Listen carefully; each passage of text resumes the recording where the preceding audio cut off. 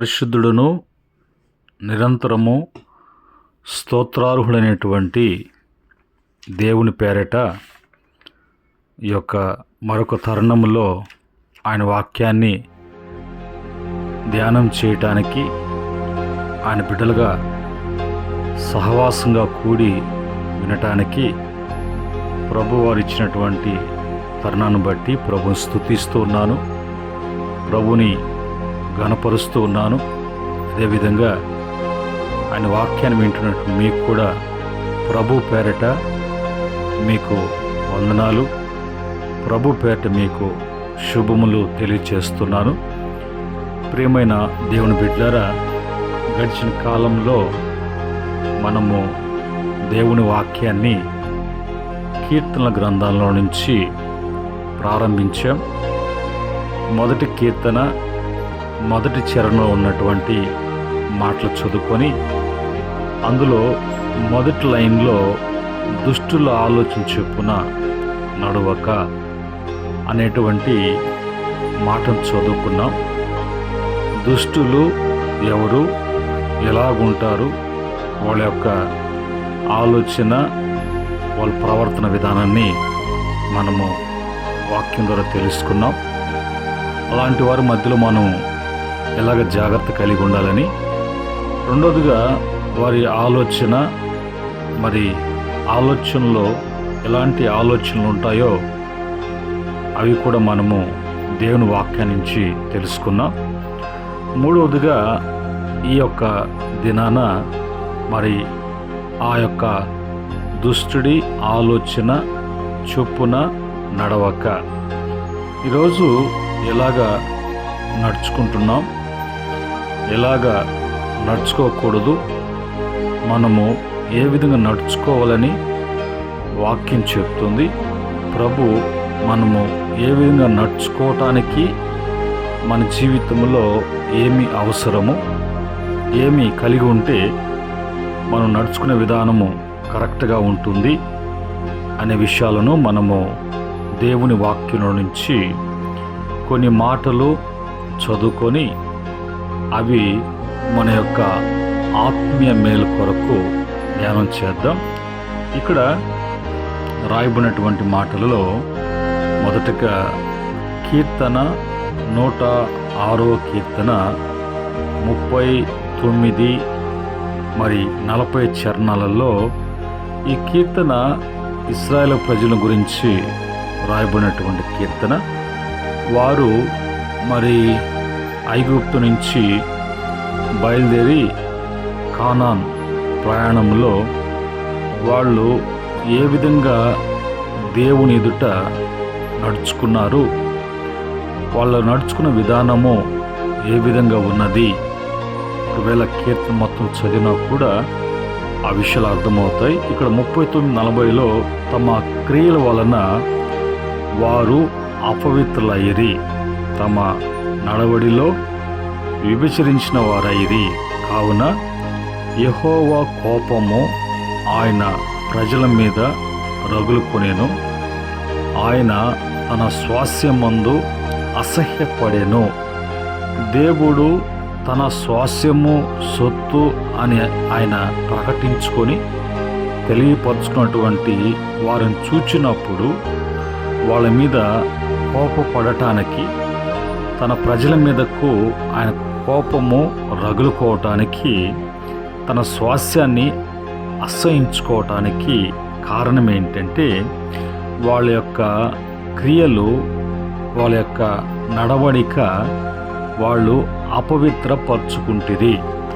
వాళ్ళు అపవిత్రపరచుకోవటానికి, అపవిత్రపరచబడటానికి, అపవిత్రులు కాబడటానికి, అందును బట్టి దేవుని ఎదుట వాళ్ళు వ్యభిచారులుగా ఎంచబడినటువంటి వారుగా వారి యొక్క ప్రవర్తన బట్టి ప్రభుకు కోపం రావటము, కోపము రగులుకోవటము, తన ప్రజలు తన స్వాస్యం మీద అసహ్యపడటము కారణం ఏంటంటే వారు మార్గ మధ్యలో ప్రయాణిస్తున్నటువంటి ఆ ప్రయాణంలో ఏ ఊరు దాటుతున్నారో, ఏ ప్రాంతాన్ని విడిచిపెడుతున్నారో, ఏ ప్రదేశాల గుండా వాళ్ళు కానాను ప్రయాణం చేస్తున్నారో అక్కడ ఉన్నటువంటి ప్రజలు వాళ్ళ యొక్క నడవడికను, వాళ్ళ యొక్క ప్రవర్తనను, వాళ్ళు జీవించే జీవితాన్ని వీళ్ళు ఆకర్షించబడే విధముగా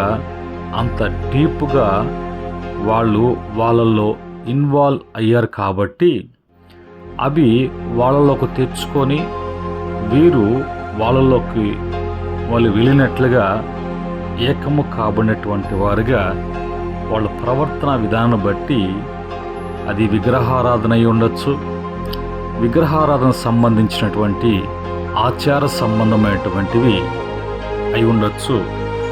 ఆ యొక్క అన్నీ కూడా దేవుడు మరి మానవునికి ఇచ్చినటువంటి కట్టడలు, విధులు, ఆజ్ఞ ప్రకారం కాకుండా వేరొక వాటిని అనుసరణలోకి తెచ్చినప్పుడు అది వారు తమ దేవుని విసర్జించి వేరొక వాటిని అనుసరించారు కాబట్టి వారు విభజించినటువంటి వారుగా వాక్యము ఎంచబడుతున్నది.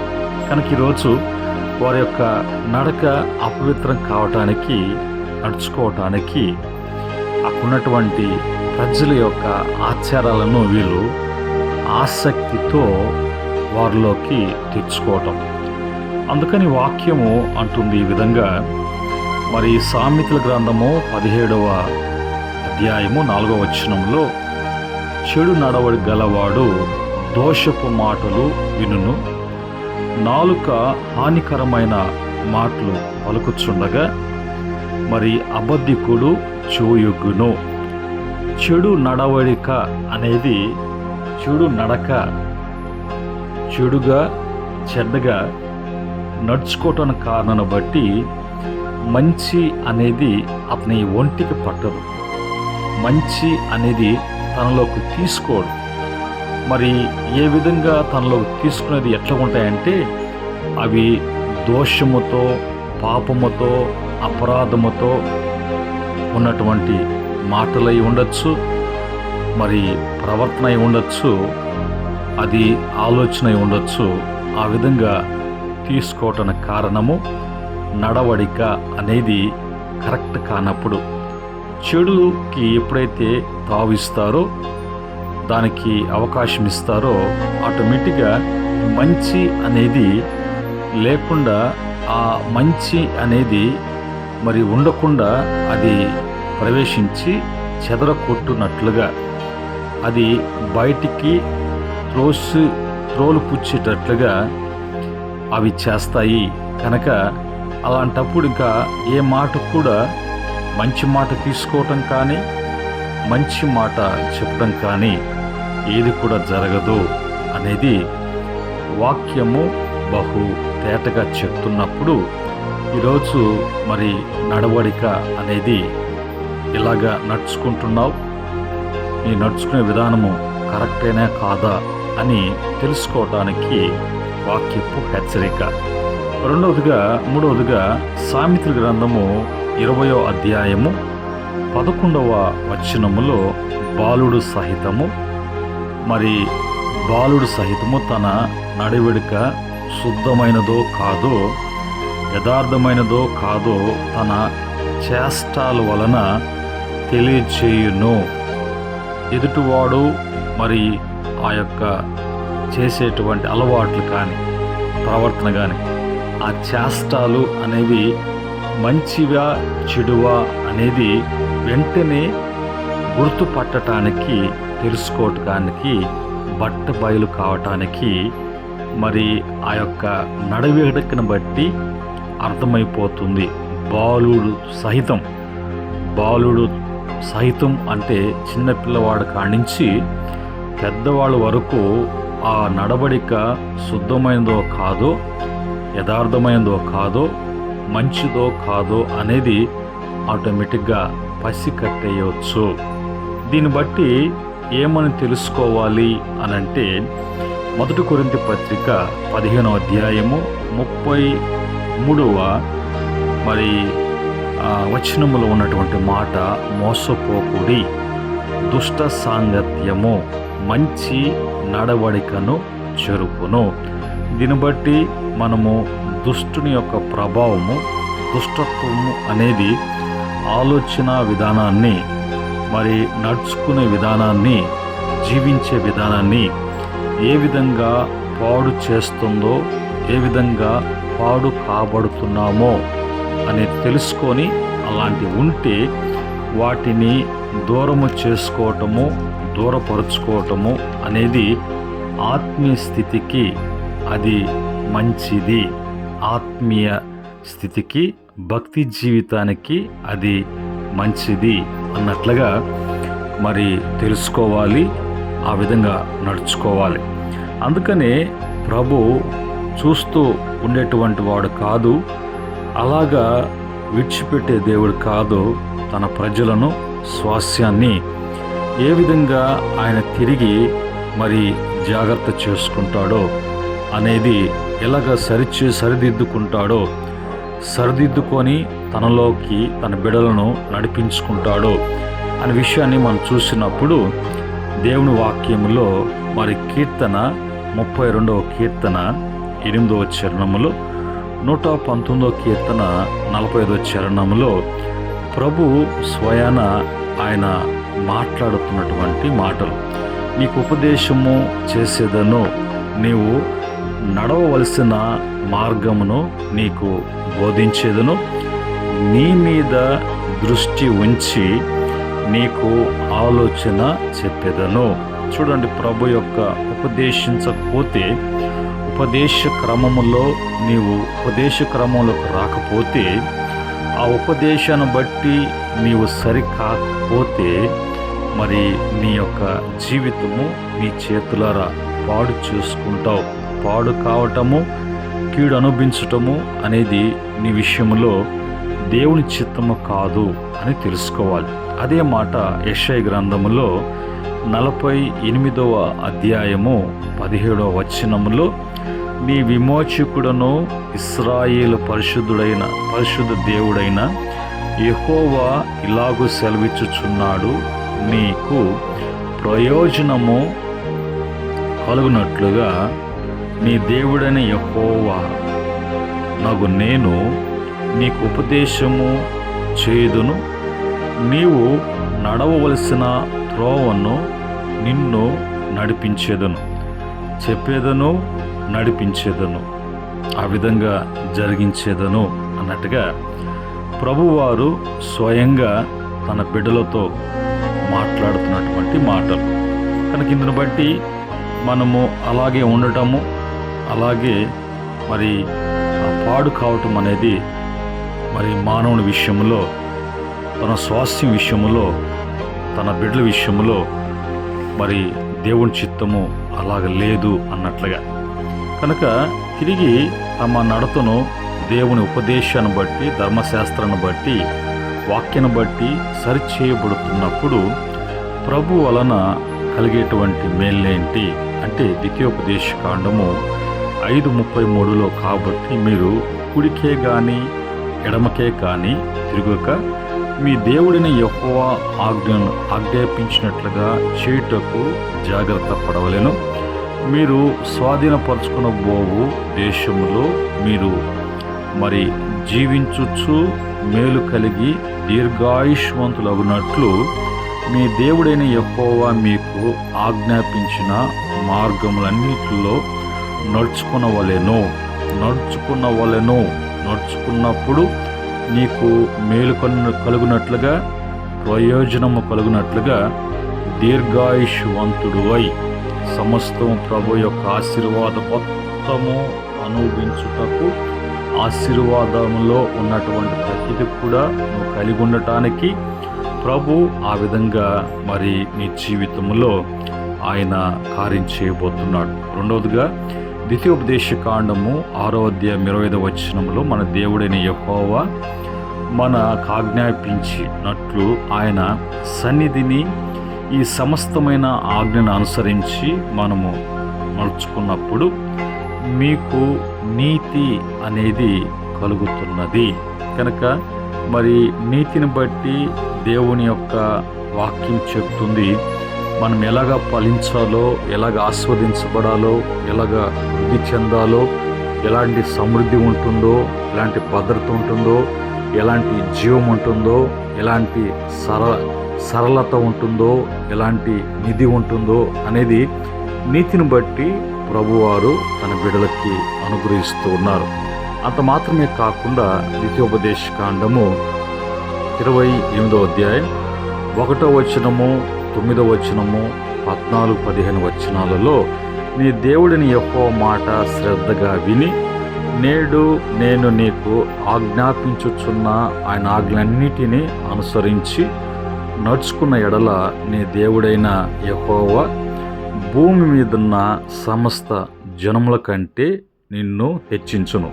ఈ ద్వితీయోపదేశ కాండము 28వ అధ్యాయం 1 నుంచి 14 వరకు చూసినప్పుడు దేవుని యొక్క దీవెనలు మానవునికి ఎలాంటి ప్రయోజనకరంగా ఉంటుందో, ఎంత గొప్పగా ఉంటుందో, ఎంత హెచ్చింపుగా ఉంటుందో అనే మాటల్ని మనము వాక్యం నుంచి మనం చూస్తూ ఉన్నాం. కానీ ఇందుని బట్టి ప్రభు అనే మాట కూడా ఆయన యథార్థవంతులను వర్ధిలింపచేయును, యుక్త మార్గమును తప్పగా నడుచుకున్న వారికి ఆయన కేడముగా నున్నాడు. చూడండి, తన బిడలను ఆయన నడవడికను బట్టి వారిని శిక్షించి కోపముతో నాశనము చేయకుండా తిరిగి తన బిడ్డల పట్ల కనికరము చూపిస్తూ తన ఉపదేశాన్ని బట్టి ప్రభు తన బిడలను చేర్చుకొని ఎలాంటి మేలులు ఆయన కలుగు చేయబోతున్నాడో, ఎలాంటి మేలులు, ఎలాంటి మంచి అనేది జరుగుతున్నదో అనేది వాక్యాన్ని బట్టి మనము చూస్తూ ఉన్నాం.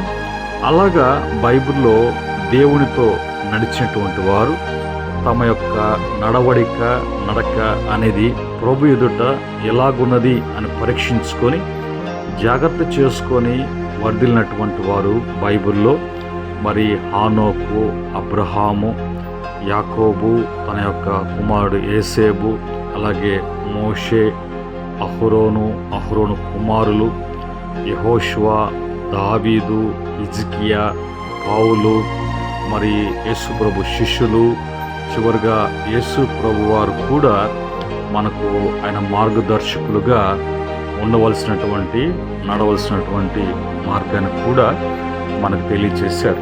ఈ మాటలను బట్టి మనము ఈరోజు నడుచుకునే విధానము కరెక్ట్గా ఉన్నదా లేదా, ఎలాగ నడుచుకోవాలి, టోటల్గా ఒక్కసారిగా ఆ మాటను చదువుకున్నప్పుడు దుష్టుడి ఆలోచన, ఆ ఆలోచన చొప్పున నడవడిక, వచ్చేటువంటి నష్టాలు, జరగబోయేటువంటి కార్యాలు, అలా కాకుండా దేవుడు కనికరాన్ని బట్టి ఉపదేశిస్తున్నప్పుడు సరి చేసుకునేటువంటి మనసు కలిగి ప్రభు యుద్ధకు వచ్చి తిరిగి నూతనపరుచుకున్నప్పుడు ప్రభు వలన ఎలాంటి మేలు కలుగుతాయో, ఎలాంటి మంచి జరుగుతుందో, నీ జీవితంలో ఎలాగ ఆనందించగలవో, ఎలాగ సుఖపడగలవో, సుఖముతో కూడిన దినాల్ని వెలబుచ్చగలుగుతావో అనేది వాక్యం తేటగా చెప్తుండగా ఈ మాటలను బట్టి విందాం, ఆలోచించేద్దాం, సరి చేసుకుందాం.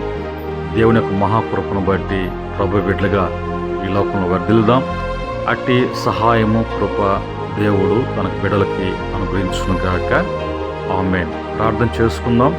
పరిశుద్ధుడైనటువంటి తండ్రి, కృపగలైనటువంటి దేవ, నీ బిడ్డలు ఎంతో ప్రభు ఆసక్తితో వింటూ ఉన్నారు.